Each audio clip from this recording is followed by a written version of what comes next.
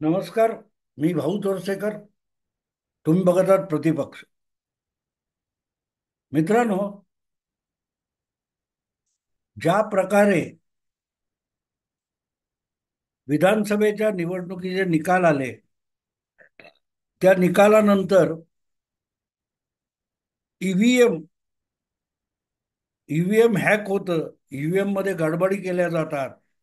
अचानक इतके मतदार कसे वाढलं, 80 लाख मतदार कुठून वाढले, किंवा अमुक, हे सगळा कल्लोळ सुरू झाला. आणि यामध्ये आता काही नाविन्य राहिलेलं नाही. पण तेवढ्यावर प्रकरण थांबलं नाही. तेवढ्यावर प्रकरण थांबलं नाही. जिथे जिथे माळशिरस, सोलापूर या मतदारसंघामध्ये शरद पवारांच्या राष्ट्रवादी काँग्रेस पक्षाचा उत्तम जानकर हा उमेदवार जिंकला, तिथे सुद्धा अमुक कुठच्या तरी मार्कडवाडी नावाच्या गावामध्ये ईव्हीएमचा धपला झाला आहे म्हणून मॉक बॅलेट पेपर टेस्ट, म्हणजे गावातल्या गावात मतपत्रिकांची निवडणूक घ्यायची आणि कोणी कोणाला मतं दिली होती हे आकडे दाखवायचे, असा जो काही खेळ झाला, त्याच्यावर पोलिसांनी कारवाई करून तो हाणून पाडला. त्यावरून तमाशा सुरू केला. खुद्द शरद पवार सुद्धा त्यासाठी मार्कडवाडीला जाऊन आले. काँग्रेस पक्षाचे नाना पटोले जाऊन आले. प्रत्येक जण जणू काय पंढरीच्या यात्रेला जावं, देवदर्शनाला जावं, तसा प्रत्येक जण उठून मार्कडवाडीमध्ये जात होता. आता अचानक गेल्या 8-10 दिवसामध्ये ह्या सगळ्या लोकांना मार्कडवाडीचा विसर पडलाय. आणि फक्त मार्कडवाडीच नव्हे, तर ईव्हीएम वरून जो हलकल्लोळ 23 नोव्हेंबर पासून सुरू झाला होता, तो सगळेच्या सगळे विसरलेत. आणि किती विसरलेत बघा. ज्या शरद पवारांनी मार्कडवाडीला भेट दिली होती, त्याच शरद पवारांची वारस वारस सुप्रियाताई सुळे यांनी सुद्धा चक्क 180 अंशामध्ये युटर्न घेतला आहे. काल परवा त्यांना कोणीतरी विचारलं, तेव्हा आजपर्यंत अगदी खोके फोके काय असतील ते ईव्हीएम याबद्दल बोलणाऱ्या सुप्रियाताई या अचानक पलटी मारून म्हणाल्या, मीच 4 वेळेला ईव्हीएमच्याच मतावर निवडून आले, तर मग त्या ईव्हीएम वर मी शंका व्यक्त कशी करू. 40 किती, 2004 पासून, कमाल आहे, 2009 पासून मला वाटतं सुप्रियाताईंना ईव्हीएम निर्दोष आहे हे कळायला 4 निवडणुका जिंकाव्या लागल्या. माणसं किती युटर्न घेतात. एक गोष्ट असते मित्रांनो, सुप्रियाताईंना दोष देता येणार नाही. राजकारणात किंवा सार्वजनिक जीवनात असलेली माणसं ही आपल्या भल्यासाठी आपण राजकारणात आलोय असं कधीच सांगत नाही. ते जनतेच्या हितासाठी त्याग करायला येतात आणि स्वतः सर्वाधिक लाभ घेऊन मोकळे होतात, पण मानभावीपणा करत राहतात. त्याचं मूर्तिमंत उदाहरण म्हणून आपण सुप्रियाताईंकडे बघू शकतो. अचानक त्यांना हा युटर्न घ्यावा असं का वाटलं हे मला कळलेलं नाही. आणि युटर्न युटर्न युटर्न हा शब्द मी एवढ्यासाठी बोलतोय की सतत मुख्यमंत्री देवेंद्र फडणवीस यांच्यावर 7-8 वर्षापूर्वी सामनातून आणि सार्वत्रिक टीका करणारे उद्धव ठाकरे हे भाजपच्या महाराष्ट्रातल्या सरकारबद्दल आणि अगदी मोदी शहाबद्दल नाराजी व्यक्त करत होते. पण तरीही महायुतीमध्ये टिकून होते, केंद्र सरकारमध्ये भागीदार होते, महाराष्ट्र सरकारमध्ये 12 मंत्रीपद भोगत होते, पण युतीच्या विरोधात जात नव्हते. तेव्हा याच सुप्रियाताई काय म्हणाल्या होत्या, उद्धव ठाकरे यांच्या नावातच युटर्न आहे. कारण उद्धव ठाकरे यांच्या नावाची सुरुवात इंग्रजीमध्ये यू या इंग्रजी अक्षरापासून होते आणि उद्धव ठाकरे यांच्या नावातच युटर्न आहे. सुप्रिया या नावात सुद्धा यू हे इंग्रजी अक्षर येतं आणि आडनावात सुद्धा यू हे अक्षर येतं, हे सुप्रियाताई विसरल्या. पण सांगायचा मुद्दा असा की सुप्रियाताईंना आता अचानक कळलं की अरेच्छा, आपण चार चार वेळेला लोकसभा जिंकलोय आणि त्या चारही वेळेला बारामतीमध्ये सुद्धा ईव्हीएमच्या यंत्रावरच मतदान झालं होतं आणि तरीही आपण जिंकलो होतो. हे कळायला इतका उशीर लागतो. सुप्रियाताईंची बुद्धिमत्ता ही किती कुशाग्र आहे बघा, की आपण चार वेळा निवडणूक जिंकलो हे पण त्यांना माहिती नव्हतं. कोणीतरी प्रश्न विचारला तेव्हा त्या म्हणाल्या की मी स्वतः ईव्हीएम या यंत्रावर झालेल्या मतदानातून चार वेळ निवडणूक जिंकली असेल तर मी त्या यंत्राविषयी शंका कशी घेऊ.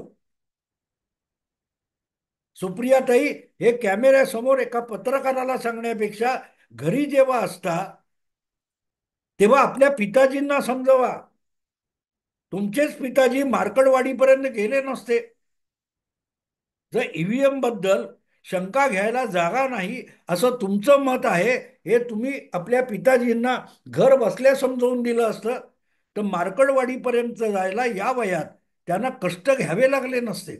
पित्याचे कष्ट काहीतरी कमी कराल की नाही, की नुसतीच आपली त्या कुठच्या कुलकर्णी नावाच्या काय तो कवी आहे त्याची कविता सांगायची, थकलेल्या बापासाठी लेक नारळाचं पाणी.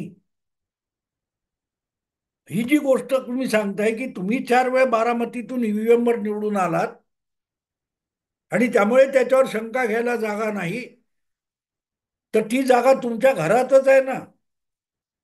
वडिलांना कोणी भेटायला आलं की त्यांचं आगत स्वागत करायला सुप्रियाताई पुढे असतात. मग ईव्हीएम हे निर्दोष आहे, ते हॅक होऊ शकत नाही, कारण सुप्रियाताई त्यावर चार वेळा जिंकल्या, हा सगळ्यात मोठा पुरावा आहे. ईव्हीएम नावाचं यंत्र हॅक होऊ शकत नाही याचा पुरावा सुप्रियाताईंनी काय दिलाय का नाही दिलेला. त्यांचा पुरावा काय, की मी जिंकलो म्हणून. मग सुप्रियाताई पहिलं मार्कडवाडीला जा, माळशिरसला जा आणि तो कोण उत्तम जानकर नावाचा तुमचा आमदार आहे त्याच्या कानाखाली सणसणीत एक आवाज काढा, कारण तो सुद्धा जिंकून आलाय. मार्कडवाडीमधून जिंकून आलेला आमदार हा शरद पवार गटाच्या राष्ट्रवादी काँग्रेस पक्षाचा आमदार आहे आणि तो जिंकला असताना सुद्धा ईव्हीएम वर शंका घेतो आणि फक्त मार्कडवाडीतल्या ईव्हीएम वर शंका घेतोय. अशी शंका घेणं हा कसा तद्दन मूर्खपणा आहे, हे उत्तम जानकरला तुम्ही सांगू शकता ना. मग ते टाळून कॅमेऱ्यासमोर एक बोलायचं आणि घरात किंवा मार्कडवाडीला जाणाऱ्या आपल्या पित्याला काही समजवायचं नाही. हा अव्यापारीशी व्यापार सुप्रियाताई का करतात हा प्रश्न आहे. खरं सांगायचं तर लोकसभा निवडणुकीत आणि लोकसभा निवडणुकीच्या निकालानंतर एकदम हवेत उडायला लागलेल्या सुप्रियाताई यांचे पाय विधानसभा निवडणुकीच्या निकालानंतर जमिनीला लागलेले. आणि त्यांचेच कशाला, त्यांच्या पिताजींचे पाय सुद्धा जमिनीला लागलेत, कारण आता त्यांची जी आमदारांची संख्या आलेली आहे त्या आमदारांच्या बळावर एक माणूस सुद्धा राज्यसभेत पाठवणं त्यांच्या पक्षातर्फे अशक्य आहे. पण ती संख्या आपल्या चुलत भावाकडे अजितदादाकडे, आणि अजितदादांनी अत्यंत गुण्यागोविंदाने आपण महायुतीत राहणार हे वारंवार सांगितलेलं आहे. तुम्हाला आठवतं, शपथविधी मुख्यमंत्री उपमुख्यमंत्री शपथविधी व्हायचा होता आझाद मैदानावर. त्याच्या आदल्या दिवशी झालेल्या पत्रकार परिषदेमध्ये तत्कालीन मुख्यमंत्री एकनाथ शिंदे यांना पत्रकारांनी प्रश्न विचारला होता की तुम्ही शपथविधीला येणार का आणि शपथ घेणार का. तेव्हा एकनाथ शिंदेने उत्तर देण्याच्या आधी अजितदादांनी सांगून टाकलं होतं त्यांचं माहिती पण मी शपथ घेणार आहे, मी उपमुख्यमंत्री पदाची शपथ घेणार आहे. हे फक्त त्यांनी पत्रकारांना सांगितलेलं नव्हतं, ते जगजाहीर करून टाकलं होतं की मी नुसती शपथ घेणार नाहीये, तर मी महायुतीच्या सरकारमध्ये आणि सत्ताधारी गोटामध्ये गुण्या गोविंदाने नांदणार आहे, कारण त्याचा त्यांना फायदा मिळालेला आहे. आणि तो फायदा मिळताना सुप्रियाताई आणि शरद पवार यांचा जो गट आहे राष्ट्रवादी काँग्रेस पक्ष नावाचा, त्याचं नुकसान झालेलं आहे आणि त्या नुकसानातून कसं सावरायचं याची भ्रांत सध्या सुप्रियाताईंना आणि रोहित पवारांसकट शरद पवारांना सतावते. आणि म्हणून मग आता तो युटर्न आलेला आहे. सगळी आता चर्चाच सुरू झाली आहे का शरद पवार स्वतःच 8 खासदार घेऊन एनडीए मध्ये सहभागी होणार का, इंडिया अलायन्स शरद पवार सोडणार का, ही चर्चा आता सार्वत्रिक सुरू झाली आहे. आणि अर्थातच शरद पवारांच्या पाठिंब्याची मोदींना गरज नाहीये, कारण शरद पवार हे राज्यसभेतले खासदार आहेत, सुप्रियाताई लोकसभेत आहेत. पण एनडीए मध्ये यायचं आणि इंडिया अलायन्स सोडायची, तर त्याच्या बदल्यात शरद पवार गटाच्या राष्ट्रवादीला मिळणार काय, हा प्रश्न आहे. आणि त्या प्रश्नाचं उत्तर शोधलं जातंय, पत्रकार शोधतायत, मीडिया शोधतोय. आणि मग जेव्हा या प्रश्नाचं उत्तर शोधलं जात असतं, तेव्हा मग सुप्रियाताईंच्या एकेका वक्तव्याला, रोहित पवार शरद पवारांच्या एकेका वक्तव्याला महत्व येत असतं. अर्थात शरद पवार कायम गोलमाल असतात, तळ्यात मळ्यात तळ्यात मळ्यात चालू असतं. आणि हे मी सांगायची गरज नाही, त्यांचे जवळचे लोक जे आहेत, प्रफुल्ल पटेल असतील, सुनील तटकरे असतील, अजितदादा असतील, यांनी सांगितलं की वारंवार गेल्या 10 वर्षामध्ये अनेकदा आपण एनडीएत जायचं असा निर्णय शरद पवार घ्यायचे आणि त्याची बोलणी करायला या बाकीच्या नेत्यांना पाठवायचे, आणि ती एनडीएत जाण्याविषयीची बोलणी फायनल स्टेजला आली की अचानक शरद पवार त्यातून काढता पाय घ्यायचे. म्हणजेच 10 वर्ष तळ्यात मळ्यात पवारांचं चालू आहे, हे नवीन नाहीये. हा, त्यांचे चमचे पत्रकार पवारांना असलं काही करतात तेव्हा त्यांना तो गेम म्हणतात, खेळी म्हणतात, गुगली म्हणतात, हा वेगळा भाग आहे. पण पहिल्यांदा असं दिसतंय की सुप्रियाताई गळपटलेले आहेत. सुप्रियाताईंनी ज्या प्रकारे तुमच्या ईव्हीएम बद्दल वक्तव्य केलंय, हे म्हणून लक्षात घ्यावं लागतं. कारण ईव्हीएम हा विषय भारतीय जनता पक्षाचा नाही की मोदी सरकारचा नाही, कारण भारत सरकार, मोदी सरकार निवडणुका घेत नाही. निवडणुका घेण्याचं काम स्वयंभू असलेल्या निवडणूक आयोगाकडे आहे. सुप्रीम कोर्ट जसं स्वयंभू एक संस्था आहे, तसंच निवडणूक आयोग ही पण स्वयंभू संस्था आहे.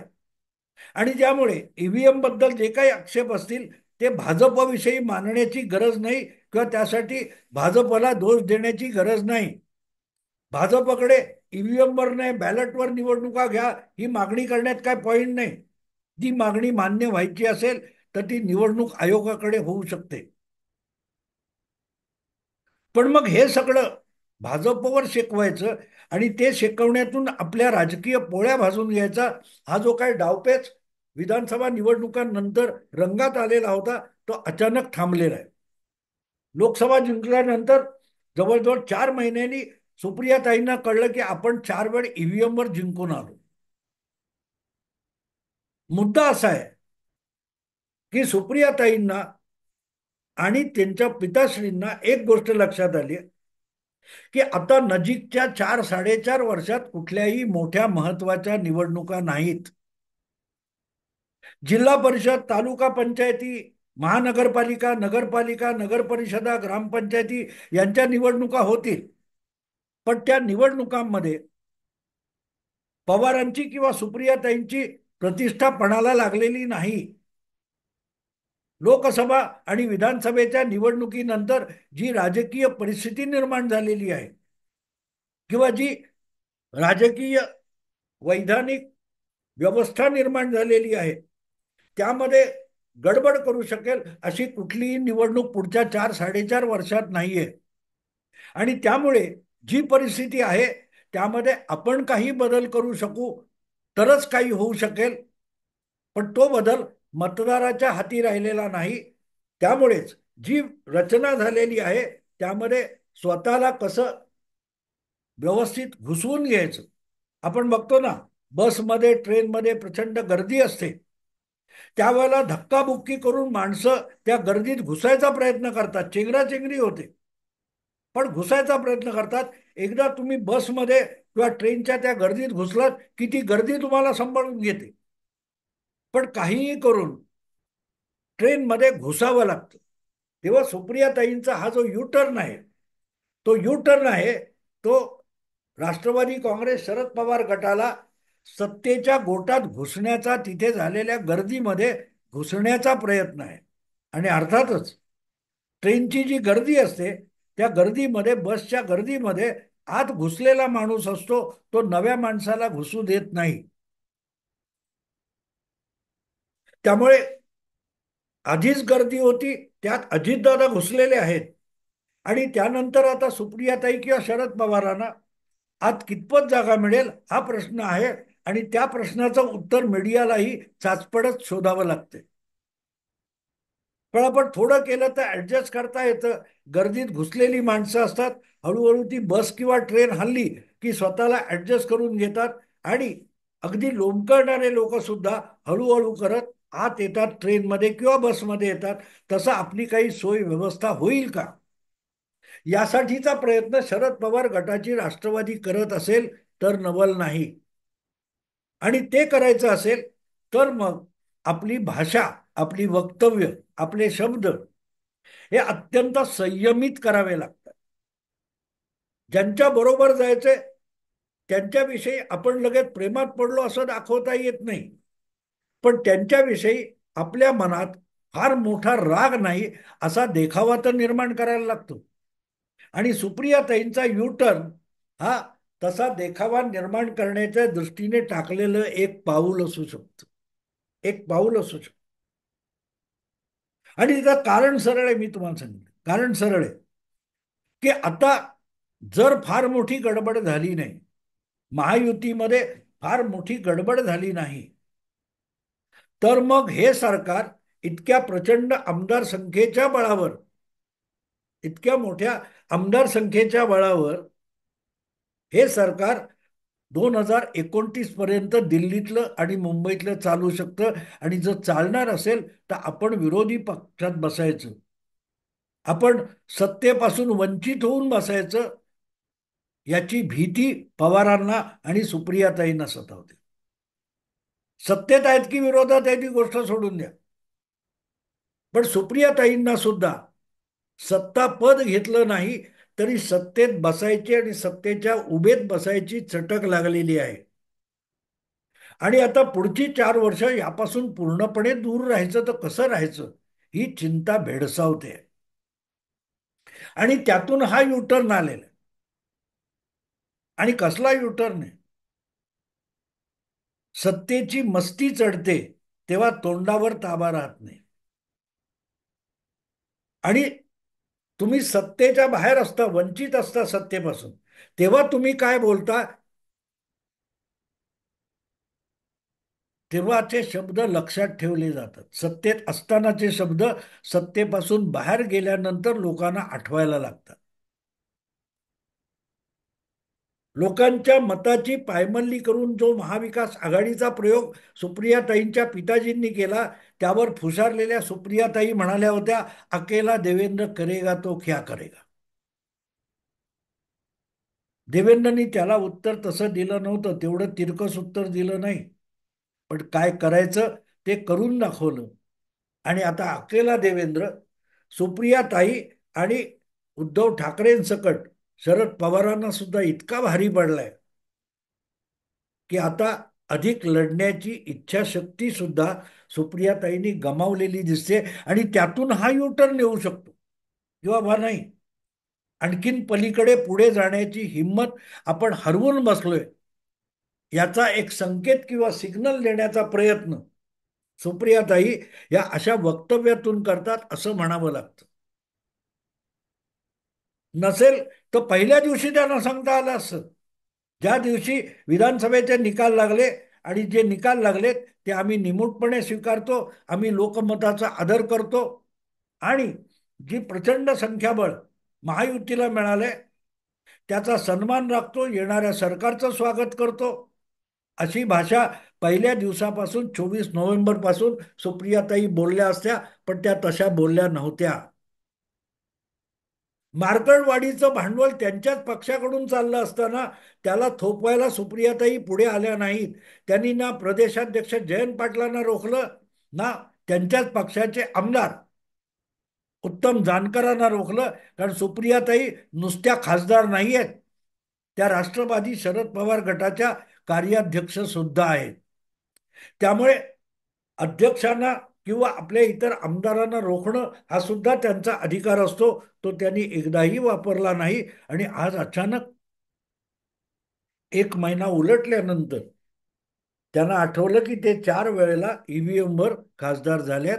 तेव्हा त्या वक्तव्याचा अर्थ सरळ आहे की 4.5 वर्ष विरोधात बसायचं तर करायचं काय, करायचं काय ह्याची भ्रांत पडलेली आहे.